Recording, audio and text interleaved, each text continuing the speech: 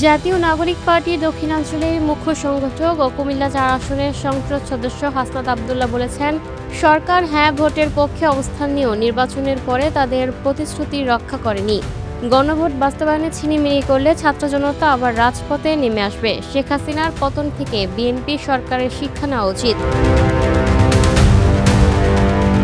রোববার ১৯ জুলাই রাতে পিরোজপুরের নেছারাবাদ উপজেলা পরিষদের সামনে জাতীয় নাগরিক পার্টির আয়োজিত পদযাত্রায় সংক্ষিপ্ত পথসভায় এ কথা বলেন তিনি। হাসনাত আব্দুল্লাহ বলেছেন, সরকার গ্রামগঞ্জে মানুষের হাতে বিদ্যুতের পরিবর্তে মোমবাতি ও হারিকেন ধরিয়ে দিয়েছে।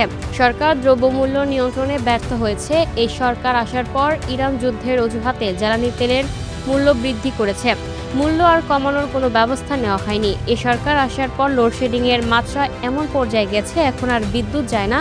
গ্রামগঞ্জে এখন বিদ্যুৎ মাঝে মধ্যে আসে। তিনি আরো বলেন, সরকারের একটি উন্নয়ন হয়েছে, সেটি হলো মাদক। নির্বাচনের সময় বলেছিলেন ঈদের পরে মাদকের বিরুদ্ধে যুদ্ধ ঘোষণা করবেন, কিন্তু কোন ঈদের সময় যুদ্ধ ঘোষণা করবেন উল্লেখ করেনি। ঘরে ঘরে মাদক বেচাকেনার উন্নয়ন হয়েছে।